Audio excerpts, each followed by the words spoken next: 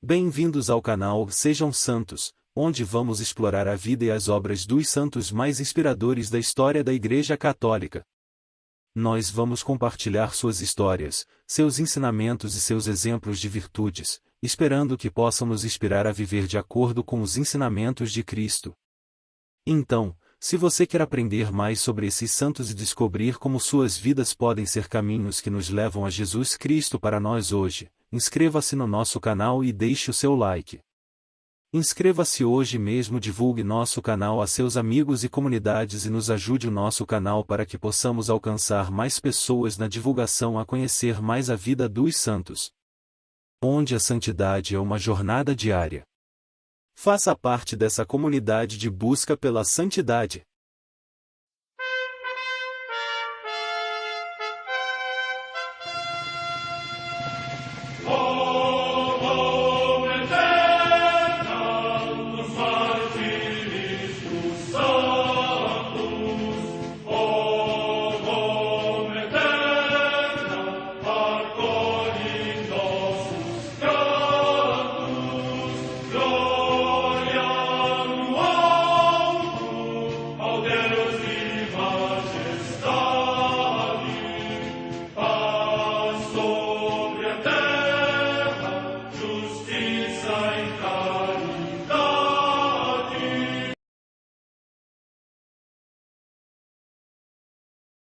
Ler a vida dos santos desperta em nós o desejo de seguir a Cristo.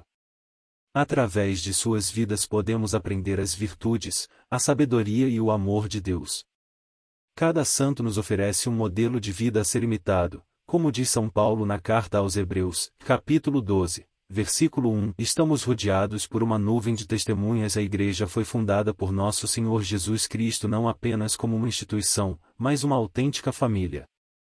Os santos mártires, confessores, doutores, as virgens, os santos pastores e todos os demais santos são realmente nossos irmãos que nos precederam no caminho da fé e já estão no céu, para onde também iremos nós, pela graça de Deus. Portanto, sede santos, assim como vosso Pai Celeste é santo. Mateus capítulo 5, versículo 48. Hoje, dia 30 de maio, celebra a Igreja a vida dessa grande santa, Santa Joana d'Arc. A Santa Madre Igreja celebra também nesse dia os santos. Em Porto Torres, na Sardenha, região da Itália, São Gavino, mártir. Morte no século IV.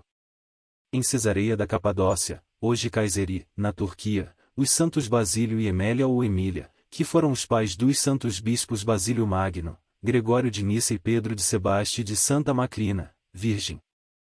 Estes santos esposos, no tempo do imperador Galério Maximiano, foram desterrados e habitaram nas solidões do Ponto e, terminada a perseguição, morreram em paz, deixando aos filhos a herança das suas virtudes. Morte no ano 349 e 372. Em Pavia, na Lombardia, região da Itália, Santo Anastásio, bispo, que, abandonando a heresia ariana, professou firmemente a fé católica. Morte no ano 680. Em Tervueren, também no Brabante, hoje na Bélgica, o passamento de Santo Huberto, bispo de Tongres e de Maastricht, discípulo e sucessor de São Lamberto, que se dedicou com todas as suas forças a difundir o Evangelho no Brabante e nas Ardenas, de onde erradicou os costumes pagãos. Morte no ano 727. Em Sevilha, na Espanha, São Fernando III, rei de Castela e de Leão, prudente na administração do reino, cultivador das artes e das ciências e zeloso na propagação da fé. Morte no ano 1252. Em Londres, na Inglaterra, São Lucas Kirby, presbítero e mártir, que, durante a perseguição da rainha Isabel I, depois de muitos tormentos, foi suspenso na tríplice forca de Tibur. Com ele padeceram no mesmo patíbulo os beatos presbíteros e mártires Guilherme Philby, Lourenço Johnson, bem como Tomás Cotton, da Companhia de Jesus. Morte no ano 1582. Também em Londres, 30 anos mais tarde, os beatos Guilherme Scott, da Ordem de São Bento, e Ricardo Newport, presbíteros e mártires, que, no reinado de Jaime I, por causa do sacerdócio, o primeiro morreu estrangulado com uma corda, e o segundo esquartejado à espada enquanto estava ainda vivo. Morte no ano 1612. Em Kampala, no Uganda, São Matias Kalemba, chamado Molumba ou Forte, mártir, que, abandonando o culto maometano, depois do batismo em Cristo abdicou do ofício de juiz e propagou dedicadamente a fé cristã, por isso, no tempo do rei Mvanga, foi submetido a cruéis torturas, e sem possibilidade de conforto algum, entregou o espírito a Deus. Morte no ano 1886. Em Savona, na Itália, o passamento de São José Marello, bispo de Acqui, no Piemonte, que fundou a Congregação dos Oblatos de São José, dedicada à formação moral e cristã da juventude. Morte no ano 1895. Em Bordeaux, na França, a Beata Maria Celina da Apresentação da Santíssima Virgem Maria, Joana Germaine Casta, Virgem da Ordem de Santa Clara. Morte no ano 1897. Em Sniatin, na Ucrânia, a Beata Marta Maria Vieca, Virgem da Companhia das Filhas da Caridade de São Vicente de Paulo. Morte no ano 1904. No campo de concentração de Buchenwald, na Turíngia, região da Alemanha, a paixão do Beato Otão Neururer, presbítero e mártir, que, por ter convencido uma jovem católica a não simular o matrimônio com um homem já casado e membro das forças de segurança do nefasto regime hostil a Deus e aos homens, foi metido no cárcere, onde, apesar de todo gênero de tribulações, prosseguia clandestinamente o seu ministério, até que, pendurado de uma viga com os pés para cima e a cabeça para baixo, consumou seu martírio. Morte no ano 1940. Santa Joana d'Arc, a Virgem Heróica. Surpreendentes e variadas são as vias da providência. Quis Deus libertar os hebreus do jugo dos egípcios, e suscitou um Moisés, que se apresenta diante do orgulhoso faraó, faz milagres para comprovar sua missão divina, lança pragas sobre o Egito, e ostenta o poder divino, abrindo diante de si as águas do Mar Vermelho, e nelas sepultando para sempre os exércitos inimigos. Quis Deus salvar a França do domínio inglês, na Idade Média, e em vez de fazer nascer entre os filhos dessa nação um grande general, chamou para realizar sua obra uma donzela, a inocente pastorinha da Lorena, Santa Joana d'Arc. De repente, um país derrotado e decadente, retalhado pela ambição, governado por um príncipe fraco e hesitante, ressuscita ao ouvir a convocação de Joana. Sua voz virginal dá força aos fracos, coragem aos covardes e fé aos descrentes. Sua inocência infunde terror nos inimigos, restaura a pureza dos devassos. Seu nome é um brado de guerra. Sua figura, um estandarte imaculado. Em sua curta vida, conheceu os esplendores da glória e as humilhações da mais vil perseguição, a da calúnia, um último recurso dos invejosos, arma traiçoeira dos infames, que poupa o corpo e fere a honra. Condenada à morte como bruxa, reduzida a cinzas pelo fogo, sua inocência triunfou nos altares para todo sempre, Santa Joana d'Arc. Santa Joana d'Arc, a inocente de Domremy.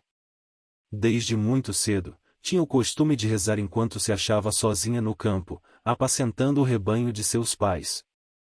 Certo dia ouviu vozes misteriosas, que acabaram por identificar-se como sendo de São Miguel e de duas santas.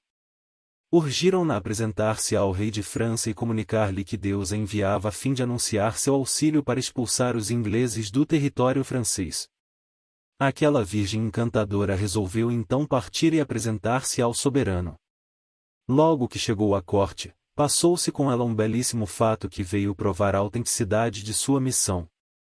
Numa época como aquela, em que não havia imprensa nem televisão, só restava um modo de se conhecer o semblante do rei e olhá-lo diretamente.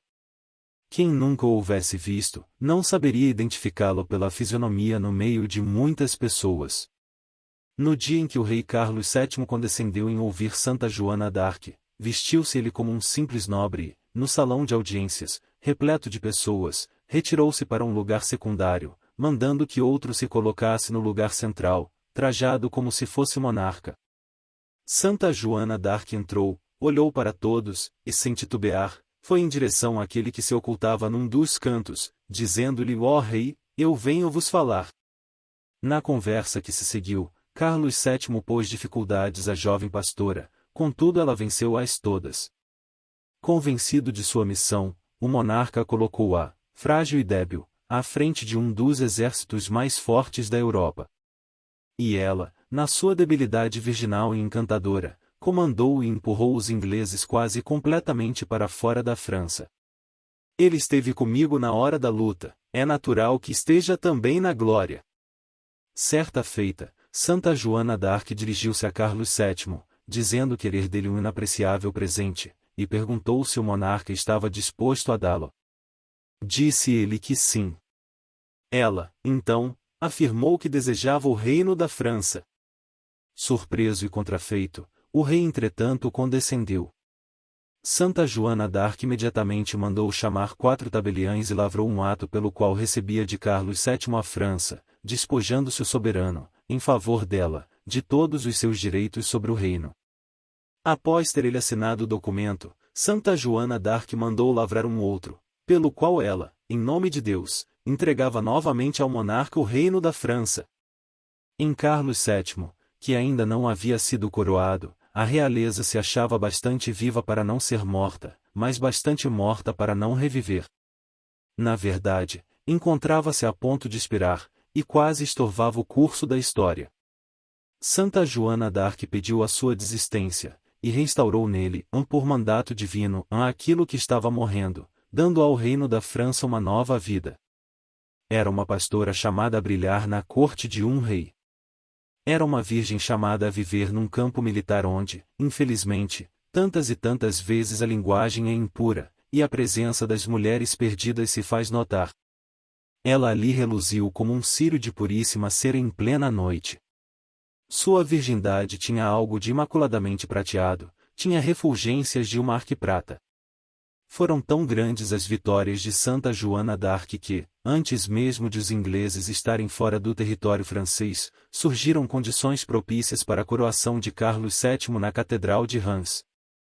Conduziu ela até ali Carlos VII e este foi coroado em meio a uma glória indizível.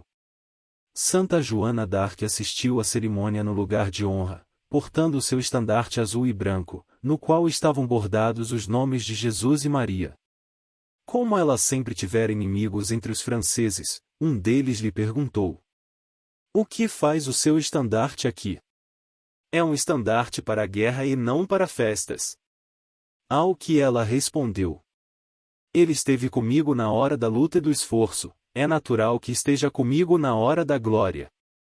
Condenação da donzela Santa Joana. Após a coroação de Carlos VII, restava ainda uma parte da França a ser reconquistada. Na Batalha de Compiègne, a traição, imunda como a serpente, enroscou-se na heroica pastora. Os bourguignons, vassalos revoltados contra o rei da França, prenderam-na e, mediante dinheiro, entregaram-na aos ingleses. As vozes que ela ouvirá parece-lhe haverem prometido que só morreria quando o poderio inglês estivesse quebrado na França.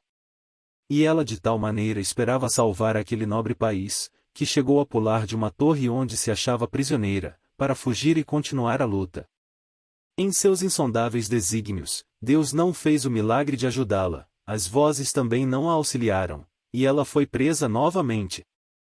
Os ingleses entraram em entendimento com um bispo francês expulso há pouco de sua diocese por seu apoio ao invasor estrangeiro, e acusaram Santa Joana d'Arc de ser bruxa. Diziam que suas vitórias eram fruto de pacto com o demônio. Durante o julgamento, ela se defendeu como uma leoa. Suas respostas às perguntas dos juízes eram castas como uma couraça e pontiagudas como uma lâmina de espada. Porém, contra toda a expectativa, ela foi condenada pelo tribunal da Inquisição a ser queimada viva, como vil feiticeira. Deus, que estivera tão presente em todos os combates dela, agora fazia-se ausente.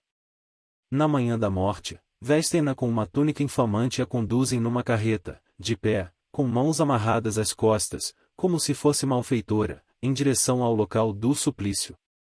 O povo enche as vias por onde ela passa, e no caminho era lida a sentença, toda feita de infames e falsas acusações. Continuando seu trajeto, a carreta chega à praça onde está armada a fogueira. Santa Joana d'Arc desce e caminha em sua direção. As vozes não mentiram. Pode-se bem imaginar a perplexidade que invadia sua alma e mais, então, aquelas vozes não eram verdadeiras? Aquelas vozes teriam mentido? Meu Deus, será que minha vida não foi senão um engano? É a Inquisição que me condena. É um tribunal eclesiástico, dirigido por um bispo, composto por teólogos e por homens de lei? Será que eu não me enganei, ó meu Deus? Acende-se a fogueira. Não demora, e a supliciada vai sentindo crescerem as dores da morte. Em certo momento, ela parece haver tido uma visão e ouvem-na gritar de dentro das chamas, e as vozes não mentiram.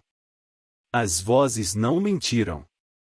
O fogo tomou conta de seu corpo, ela morreu com todas as dores de quem é queimada viva, porém repetindo até o último momento, e as vozes não mentiram. As vozes não mentiram. Como quer dizer, há um mistério, mas eu morro contente, porque estou fazendo a vontade de Deus. O mistério se explicou para ela e as vozes não tinham mentido. O ímpeto dado por Santa Joana d'Arc na ofensiva contra os invasores ingleses havia sido tão grande que eles não ousaram resistir ao exército francês. Pouco após o sacrifício da heroína, foi derrubado o poderio inglês na França. Ela morreu sem poder ver o desmoronamento da muralha.